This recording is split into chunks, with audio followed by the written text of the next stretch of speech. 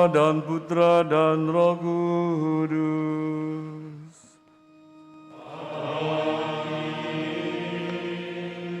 Semoga rahmat Tuhan kita Yesus Kristus, cinta kasih Allah dan persekutuan Roh Kudus bersamamu.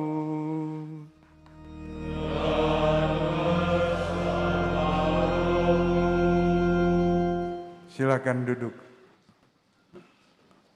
Selamat sore para romo, suster, bruder, frater, bapak, ibu, saudara yang dikasih Tuhan. Selamat sore. Apa kabar? Sungguh luar biasa, hari ini kita mau menghadap Tuhan sebagai pendosa yang sungguh-sungguh dikasih Tuhan. Semoga melalui perayaan Ekaristi ini kita semua bertobat ya, terjadi transformasi diri sehingga bisa mengubah juga orang di sekitar kita dan juga mengubah lembaga kita, gereja kita. Itulah yang akan kita renungkan bersama. Hari ini kita bersyukur karena ada keluarga-keluarga yang mau menyerahkan anggota keluarganya untuk mengabdi pada gereja. Terima kasih atas pengorbanan itu.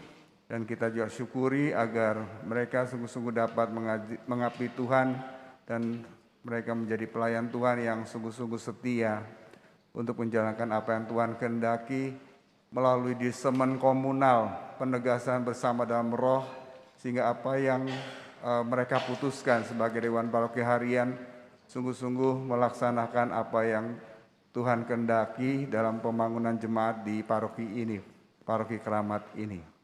Nah, mengawali ibadah kita, marilah kita nih sebentar, kita beri sahabat kita masing-masing. Kita akui di hadapan Tuhan, kadangkala kita kurang mensyukuri rahmat kehidupan panggilan, iman dan kesempatan kita untuk mengubah diri. Kita malah jatuh pada kesempitan cinta diri, sehingga dosa yang kita lakukan. Untuk itu kita mohon ampun kepada Allah yang Maha Rahim. Bersamamu.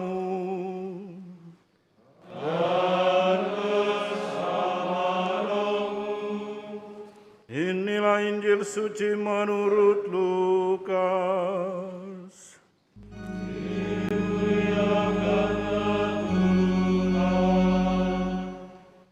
Injil Lukas pasal 16 ayat 1 sampai 13. Sekali peristiwa Yesus berkata kepada murid-muridnya, ada seorang kaya yang mempunyai seorang bendahara. Kepadanya disampaikan tuduhan bahwa bendahara itu menghamburkan miliknya. Lalu ia memanggil bendahara itu dan berkata kepadanya, apakah yang telah kudengar tentang engkau? Berilah pertanggungjawaban atas apa yang engkau kelola, sebab engkau tidak boleh lagi bekerja sebagai bendahara. Kata bendahara itu di dalam hatinya, apakah yang harus aku lakukan? Tuanku memecat aku dari jabatanku sebagai bendahara. Mencangkul aku tidak kuat, mengemis aku malu. Aku tahu apa yang akan aku lakukan, supaya apabila aku dipecat dari jabatanku sebagai bendahara, ada orang yang akan menampung aku di rumah mereka. Lalu bendahara itu memanggil satu demi satu orang yang berhutang kepada tuannya. Katanya kepada yang pertama, berapakah hutangmu kepada tuanku? Jawab orang itu 100 tempayan minyak. Lalu kata bendahara itu kepadanya, terimalah surat utangmu, duduklah dan tulislah segera 50 tempayan. Kemudian ia berkata kepada yang kedua, berapakah utangmu? Jawab orang itu 100 pikul gandum. Katanya kepada orang itu, terimalah surat utangmu dan tulislah 80 pikul. Bendahara yang tidak jujur itu dipuji oleh tuannya karena ia telah bertindak dengan cerdik. Sebab anak-anak dunia ini lebih cerdik terhadap sesamanya daripada anak-anak cahaya. Aku berkata kepadamu, ikatlah persahabatan dengan mempergunakan mamon yang tidak jujur, supaya jika mamon itu tidak dapat menolong lagi, kamu diterima di dalam kemah abadi. Siapa saja yang setia dalam hal-hal kecil, ia juga setia dalam hal-hal besar. Dan siapa saja yang tidak benar dalam hal-hal kecil, ia tidak benar juga dalam hal-hal besar. Jadi jika kamu yang tidak setia dalam hal mamon yang tidak jujur, siapakah yang akan mempercayakan kepadamu harta yang sesungguhnya? Jika kamu tidak setia mengenai harta orang lain, siapakah yang akan memberikan hartamu sendiri kepadamu? Seorang hamba tidak dapat mengabdi kepada dua tuan, karena jika demikian, ia akan membenci yang seorang dan mengasihi yang lain, atau ia akan setia kepada yang seorang dan tidak mengindahkan yang lain. Kamu tidak dapat mengabdi kepada Allah dan kepada mamon. Demikianlah sabda Tuhan.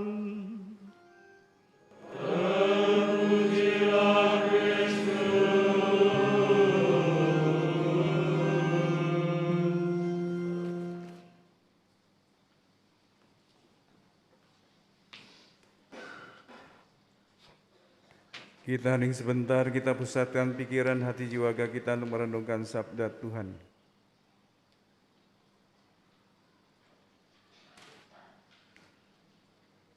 Bapak, Ibu, Saudara terkasih, apa yang menyebabkan Anda datang ke gereja hari ini?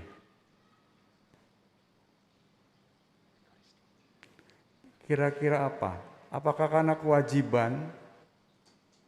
Apa karena mau dilantik? Atau karena mau apa gitu ya? Saya ingin bertanya gitu ya.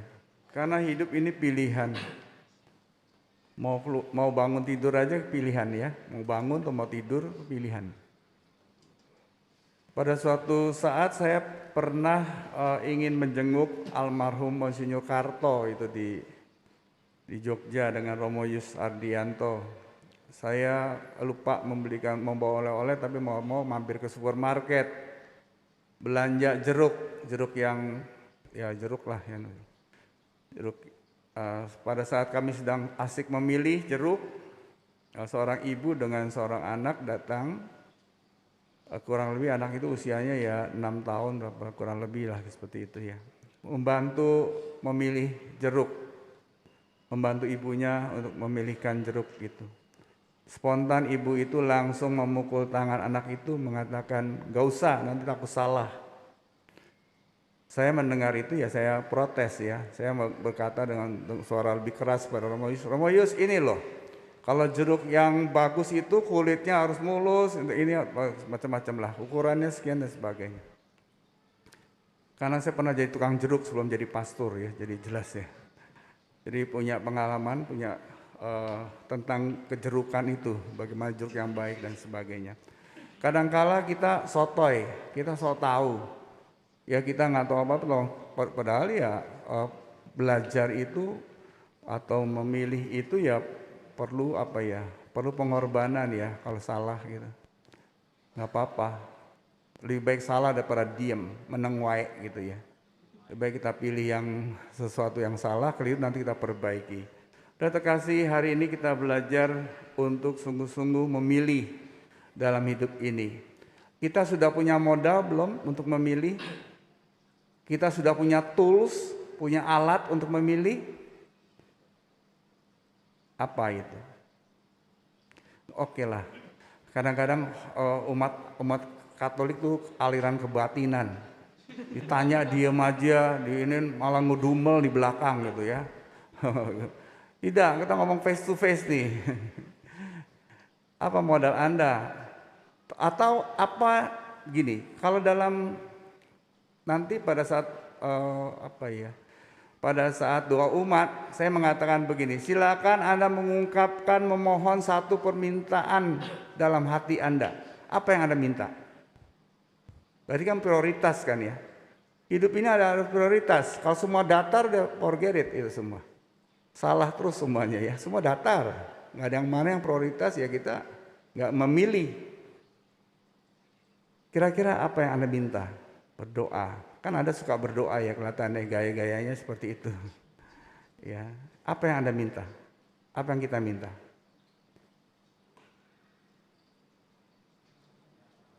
Kesehatan. Ya bolehlah, itu umum ya. Orang nggak beriman juga minta kesehatan kali ya.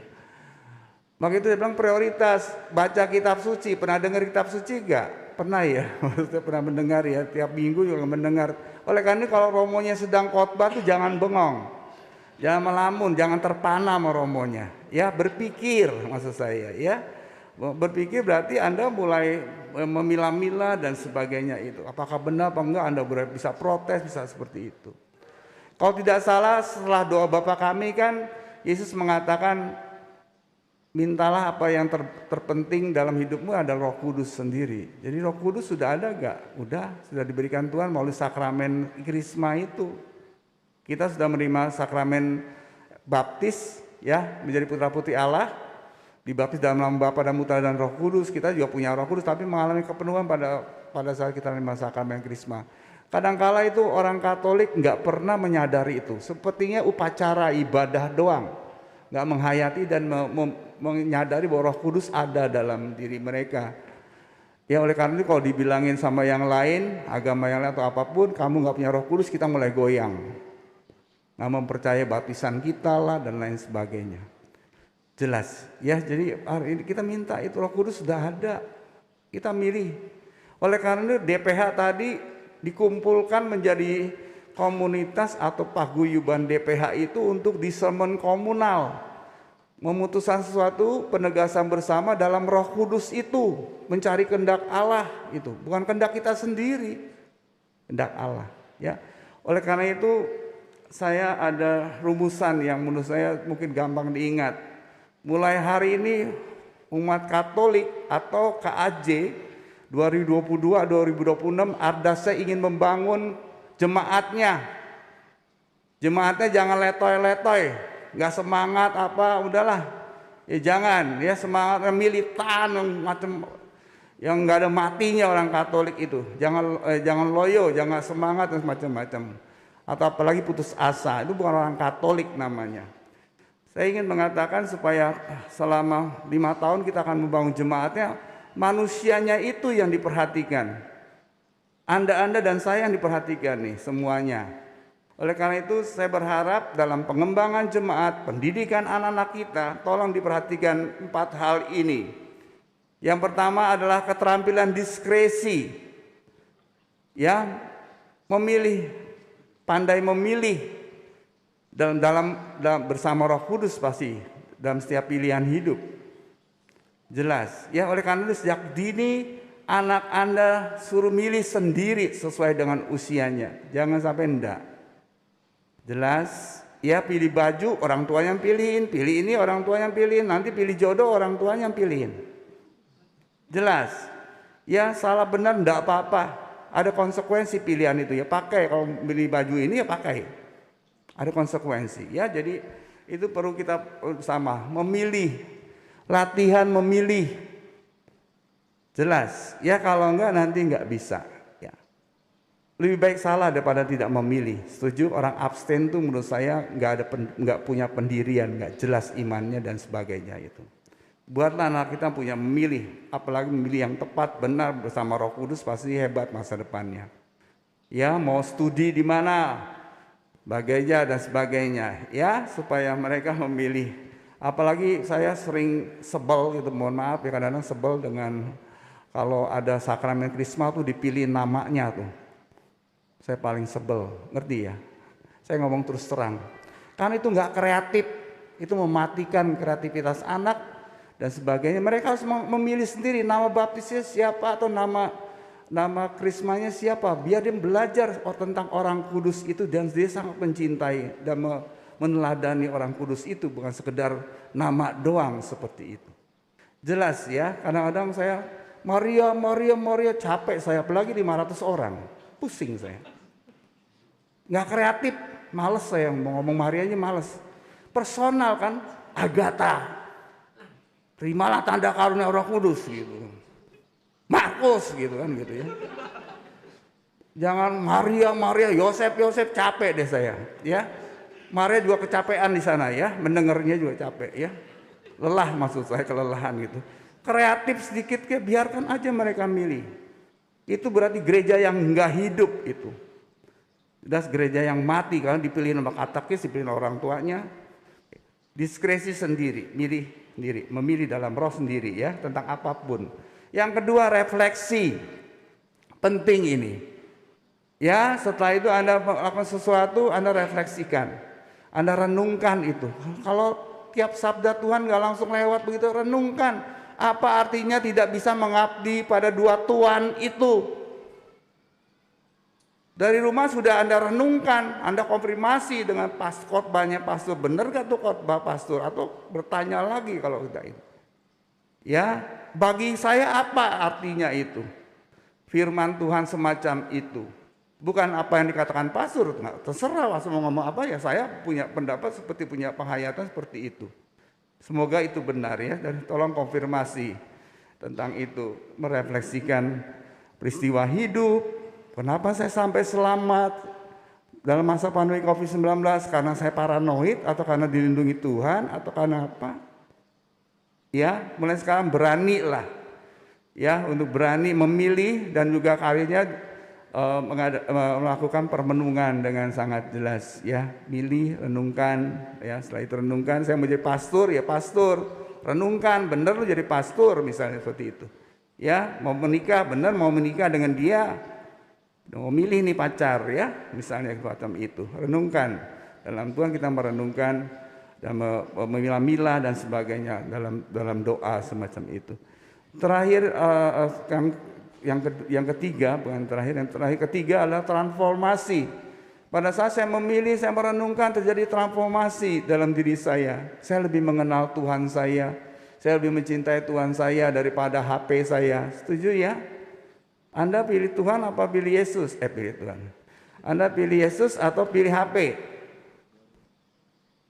Ayo. Bohong ya. Pilih Yesus. Ini HP-nya serahin sama saya, nangis langsung. Kehilangan HP 1 jam saja sudah seperti kehilangan hidupku. Kehilangan Yesus selama-lamanya nggak apa-apa ya. Terutama para frater ini kelihatannya gayanya seperti itu. Bukan nggak tahu deh saya. Ya. Bisa begitu loh, maka itu pilihan. Ya, dari transformasi saya mengalami perubahan diri karena mengenal Tuhan lebih dalam lagi dan sebagainya. Tadi saya katakan Anda datang ke sini sebagai pendosa ya, jelas. Jangan menganggap orang yang datang gereja itu paling suci, tidak ada. Justru Anda sadar Anda berdosa saat datang ke gereja untuk disempurnakan, untuk diampuni dan sebagainya. Katakan pada semua orang. Panggil mereka semua. Jadi mereka jangan menganggap ini gereja ini kudus, enggak lah.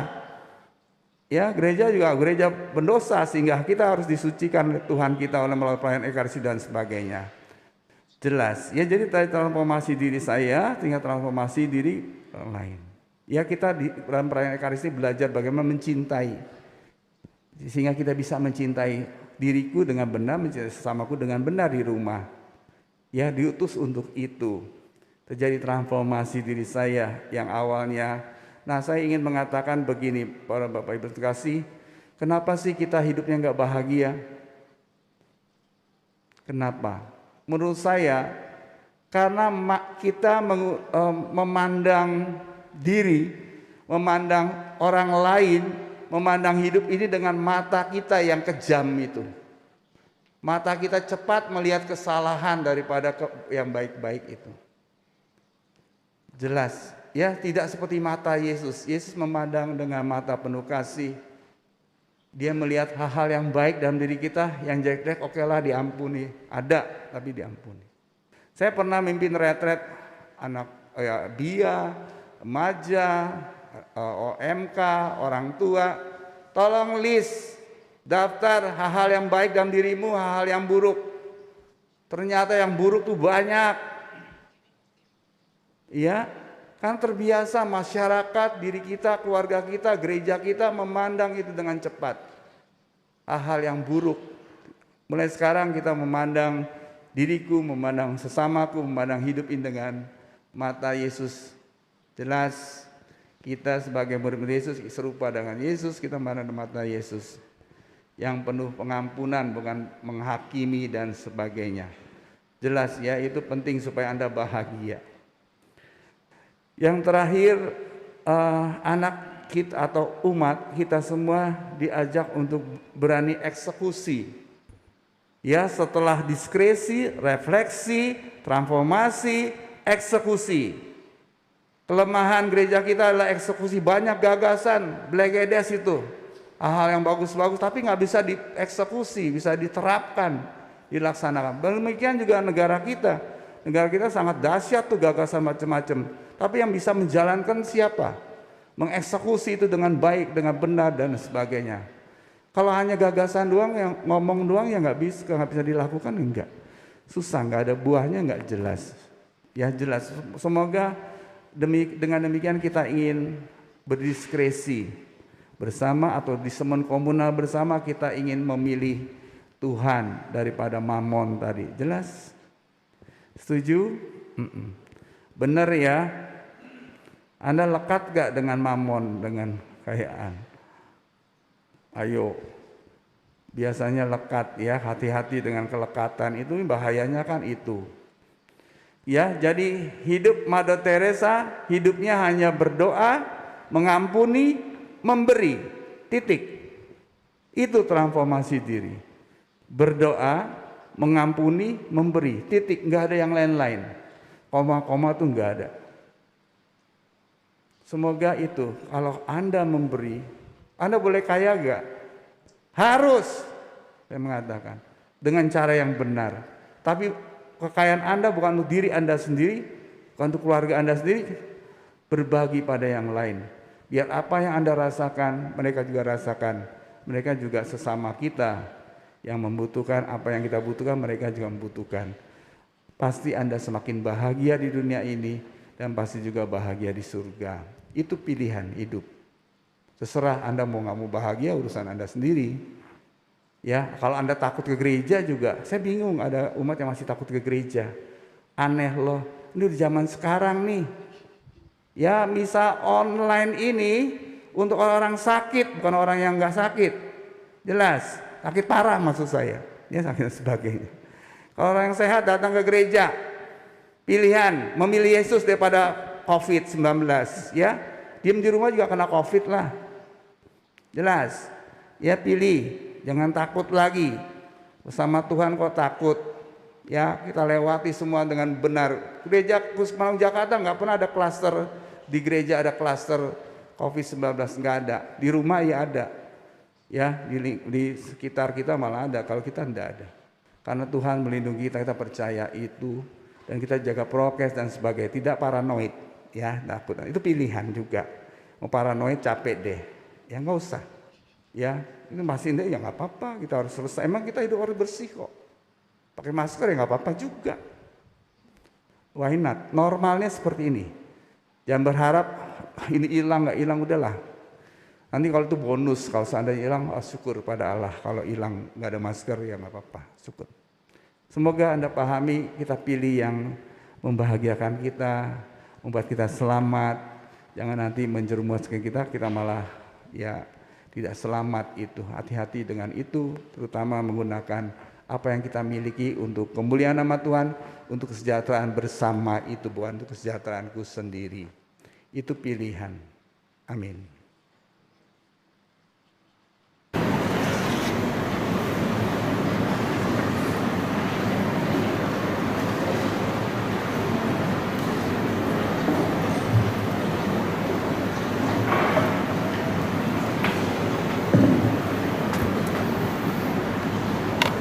Saudara-saudari yang terkasih, sehubungan dengan telah berakhirnya masa jabatan pengurus Dewan Paroki Harian periode 2019 sampai 2022, maka telah terpilih dari antara umat yang akan bertugas melayani sebagai pengurus Dewan Paroki Harian garis miring pengurus gereja dan apa atau PGDP untuk periode 2022 hingga 2025. Oleh sebab itu, perkenankan kami membacakan surat keputusan Bapak Uskup tentang pembebasan tugas dan pengangkatan ketua, wakil ketua, dan anggota Dewan Paroki Harian PDGP di Paroki Kramat.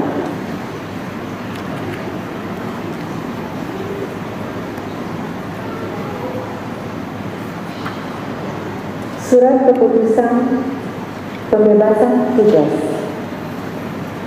sesuai dengan pedoman dasar Dewan Paroki atau PDGP KAJ tahun 2019 pasal 33 dan berdasarkan surat Dewan Paroki Hati Kudus Kramat dalam suratnya tertanggal 22 Agustus 2022 nomor 03-3-A-PP-8-2022.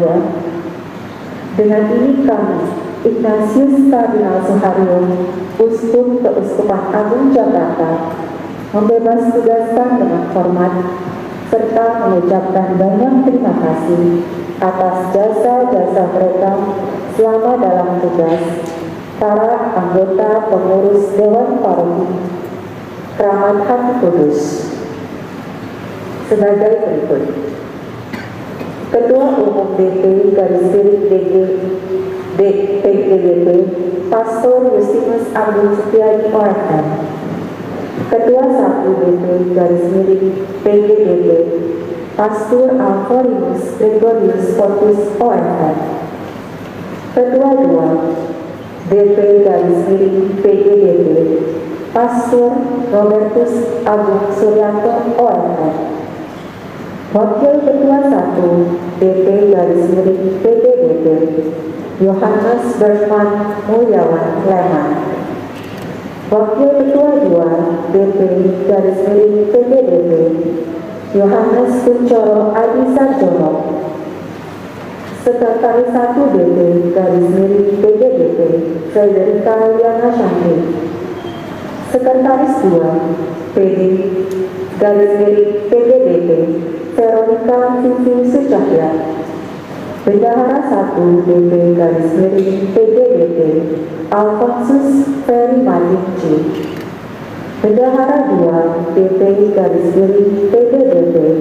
Cecilia Rosi Susilowati. Anggota Agustinus Budi Santoso, Taman Francesco Lakure, Ignatius Bima Sakti Gotama, Maria Isabella Inawati. Surat pembebasan tugas ini berlaku mulai tanggal 3 September 2022. Jakarta 26 Agustus 2022, tertanda tangan Uskup Keuskupan Agung Jakarta, Ignatius Kardinal Suharyo.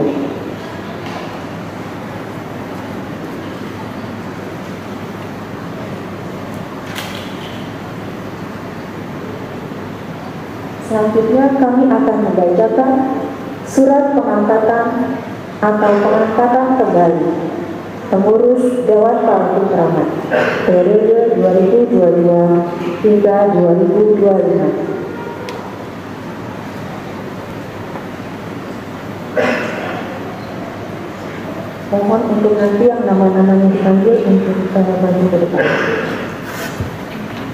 Sesuai dengan pedoman dasar Dewan Paroki Keuskupan Agung Jakarta PDGP KAJ tahun 2019 pasal 32 ayat 1 dan berdasarkan usul Dewan Paroki Hati Kudus Kramat dalam suratnya tertanggal 17 Agustus 2022 dengan nomor 037-DPH-8/2022.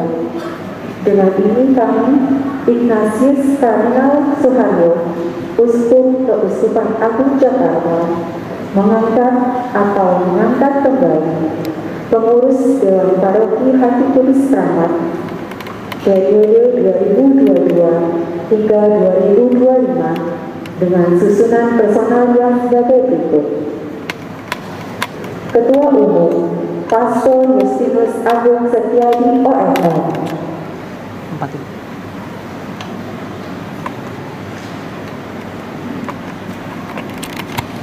Ketua 1 Pastor Alvarinus Gregorius Fokus OFM. Ketua 2 Pastor Robertus Agung Suryanto OFM. Wakil Ketua 1 Johannes Kuncoro Adi Sarjono. Wakil Ketua 2 Emmanuel Rizkianto Hugo.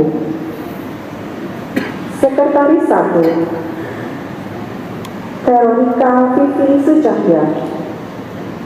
Sekretaris 2 Bernadette Melia E. Bendahara 1 Maria Sri Martini. Bendahara 2 Cecilia Rosi Susilowati. Koordinator Bidang Peribadatan Erik Ahmadi. Bidang Pewartaan Penny Setiadi. Persekutuan Ignatius Reza Atmojo. Pelayanan Dr. Alexandra Jesalu. Kesaksian Johan Suhardi. Pelatihan dan pengembangan Talman Francesco Lapure. Perencanaan dan evaluasi Agustinus Budi Santoso. Teritorial dan kategorial Johannes Kuncoro Adi Sarjono. Surat pengangkatan dan pengangkatan kembali ini berlaku untuk jangka waktu 3 tahun mulai terhitung tanggal 3 September 2022. Jakarta 26 Agustus 2022. Tertanda Uskup Keuskupan Agung Jakarta Ignatius Kardinal Suharyo. Maka dengan rendah hati kami mohon kepada Romo Samuel Pangestu, Vikaris Jenderal Keuskupan Agung Jakarta, untuk melantik pengurus Dewan Paroki yang baru ini. Terima kasih. Mohon menjawab dengan suara lantang. Bersediakah saudara-saudari dilantik sebagai pengurus Dewan Paroki Harian Gereja Hati Kudus Paroki Keramat untuk masa bakti 2022-2025? Ya, saya bersedia. Berjanjikah saudara-saudari akan menunaikan tugas dengan baik, jujur dan setia? Ya, saya berjanji. Berjanjikah saudara-saudari akan selalu berpegang pada pedoman dasar Dewan Paroki serta anggaran dasar pengurus gereja Keuskupan Agung Jakarta? Ya, saya berjanji. Berjanjikah saudara-saudari bersama-sama memikirkan, memutuskan dan melaksanakan segala sesuatu yang perlu untuk mewartakan sabda Tuhan, membagikan rahmat Allah dan membimbing umat supaya dapat menghayati dan mengamalkan iman dalam gereja dan masyarakat? Ya, saya berjanji. Apakah saudara-saudari bersedia menerima dan melaksanakan tugas suci sebagai pengurus Dewan Paroki dan pengurus gereja dan dana papa dengan ikhlas hati? Ya, saya bersedia. Kalau begitu ucapkanlah janji kesetiaan saudara-saudari di hadapan Allah dan seluruh umat yang hadir di sini. Di hadapan Allah, Romo Samuel Pangestu selaku Vikaris Jenderal Keuskupan Agung Jakarta serta seluruh umat, kami berjanji dengan tulus hati akan menunaikan tugas kami sebagai pengurus Dewan Paroki Harian Gereja Hati Kudus Paroki Keramat selaras dengan kemampuan yang ada pada kami yang telah kami terima dari Tuhan. Kami akan menyumbangkan waktu dan tenaga kami demi kesejahteraan dan perkembangan umat Allah di paroki ini. Kami berjanji akan menyelenggarakan harta milik gereja yang dipercayakan kepada kami selaras dengan ketentuan-ketentuan hukum gereja dan seturut kepercayaan atasan-atasan gereja yang berwenang. Karena itu, kami akan menjalankan tugas kami dengan penuh tanggung jawab. Kiranya Allah mendampingi kami dalam menjalankan tugas suci ini. Amin. Saudara-saudari terkasih, telah kita dengarkan janji dan kesediaan para pengurus Dewan Paroki Harian Gereja Hati Kudus Paroki Keramat yang baru dalam menanggapi tugas yang hari ini dipercayakan gereja kepada mereka. marilah kita berlutut dan memohon berkat Allah bagi mereka.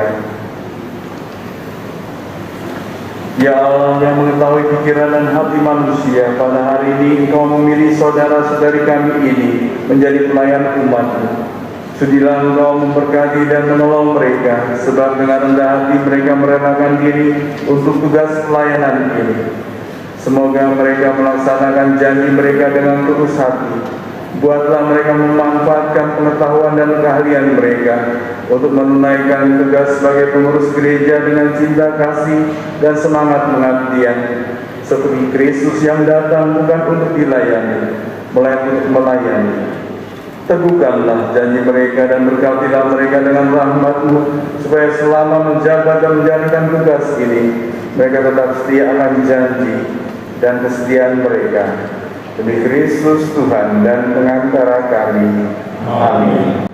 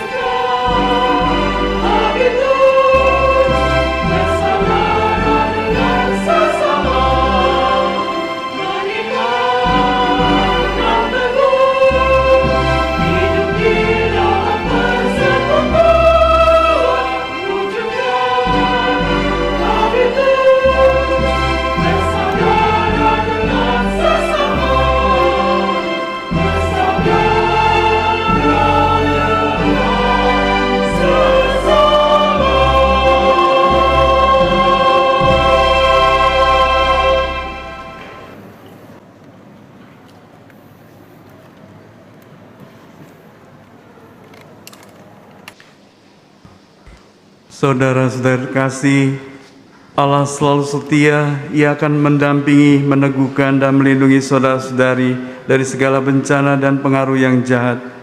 Maka atas nama gereja dan selaras dengan keinginan umat yang hadir di sini, saya meneguhkan saudara-saudari sekalian dalam jabatan masing-masing, dan semoga saudara-saudari sekalian dapat menunaikan tugas dengan hati yang murni, senantiasa dikuatkan oleh Allah dan dihangatkan di dalam pelayanan, sehingga apa yang saudara-saudari janjikan dapat diwujudkan dalam hidup sehari-hari. Dalam Bapa dan Putra dan Roh Kudus. Amin. Mungkin berbalik ke belakang. Inilah Dewan Parokial kita yang baru yang beri tepuk tangan untuk mereka.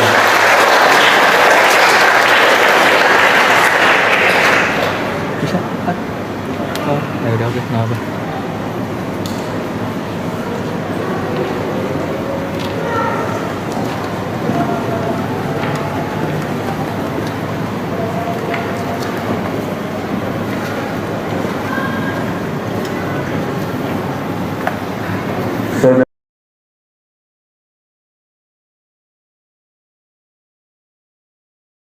Saudara-saudara yang terkasih dalam Kristus, pada kesempatan ini saya mengucapkan banyak terima kasih atas kebersamaan kita dalam perayaan Ekaristi pada sore hari ini. Secara khusus terima kasih kepada Romo Samuel Pangestu, Brigjen Keuskupan Agung Jakarta yang memberikan berkat dan juga pelantikan bagi Dewan Pastoral Paroki Harian. Terima kasih juga kepada seluruh anggota Dewan Pastoral Paroki Harian periode 2022-2025 yang dilantik pada kesempatan ini. Semoga dapat menjalankan pelayanan ini kita bersama dengan lebih baik dan membawa berkat Tuhan bagi setiap orang. Terima kasih seluruh keluarga yang mendukung dan merelakan anggota keluarganya untuk menjadi anggota Dewan Pastoral Paroki Harian. Terima kasih para frater yang memberikan semangat untuk perayaan Ekaristi hari ini. Suaranya merdu karena baru selesai novisiat ini kebanyakan itu. Jadi suaranya masih suara malaikat itu mereka. Terima kasih banyak. Terima kasih juga seluruh petugas liturgi yang ambil bagian dalam pelayanan ini dan juga teman-teman Komsos yang membantu dalam pewartaan perayaan Ekaristi ini. Tambahan pengumuman, setelah ini nanti setelah berkat penutup kita akan selesai, para petugas liturgi kembali ke sakristi. Romo Brigjen bersama kami Dewan Pastoral Paroki Harian untuk maju ke depan untuk langsung sesi foto bersama. Setelah nyanyian penutup, umat tentu boleh untuk kembali melanjutkan aktivitas dengan membawa berkat Tuhan bagi kita semua. Oleh karena itu, saudara-saudara yang terkasih, sekarang kita akan siapkan diri kita untuk menerima berkat Tuhan.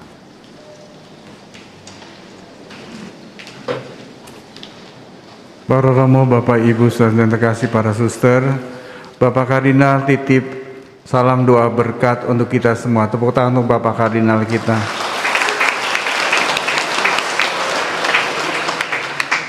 Propisiat untuk DPH yang baru, selamat berkarya bersama Tuhan, pasti bisa.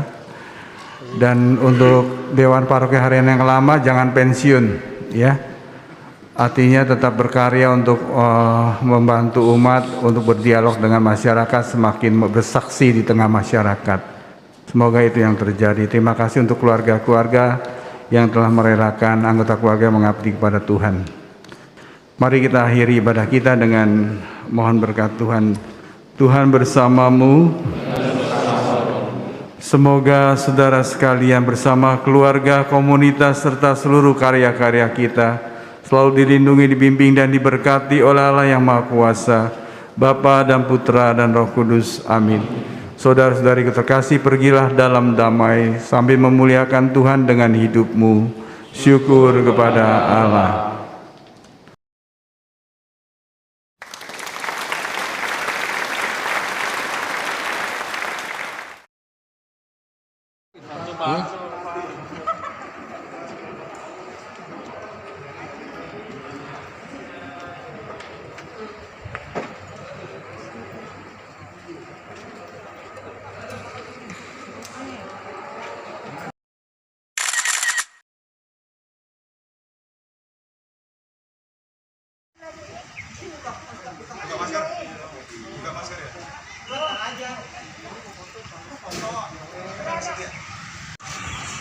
Siap ya.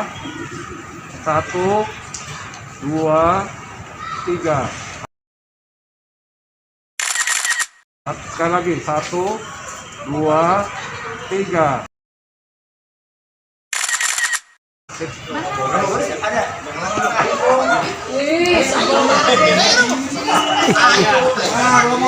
Romo Boris masuk, Romo Boris.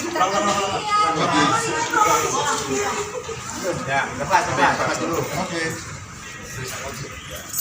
Ya, bagus ini. Sip. Siap ya. 1, 2, 3. Sekali lagi. 1, 2, 3. Udah kan? Kayaknya kalau belum salaman belum afdol, selamat ulang tahun. Oh iya kan? Semoga panjang umur. Jadi habis ini kita ngopi langsung. Selamat ulang tahun. Yang boleh kopi cuma anggota Pondok Rangi, Pak, bukan Pondok.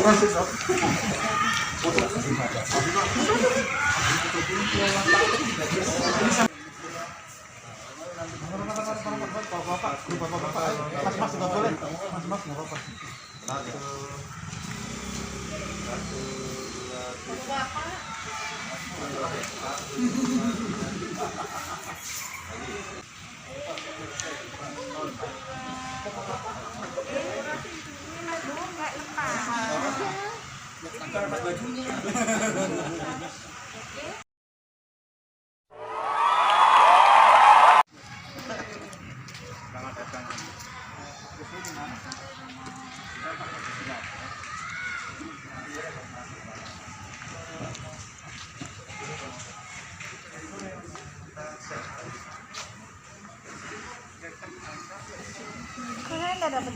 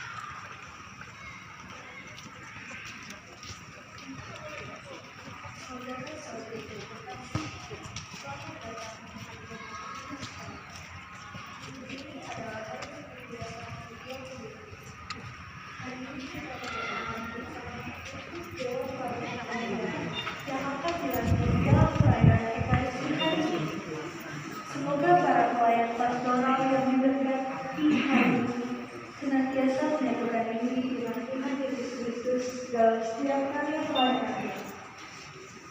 Perayaan Ekaristi pada sore hari ini akan dipimpin oleh Vikaris Jenderal Keuskupan Agung Jakarta, Romo Samuel Pamusnu PM. Marilah kita berdiri dan menghadap ke pintu utama gereja untuk menyambut kehadiran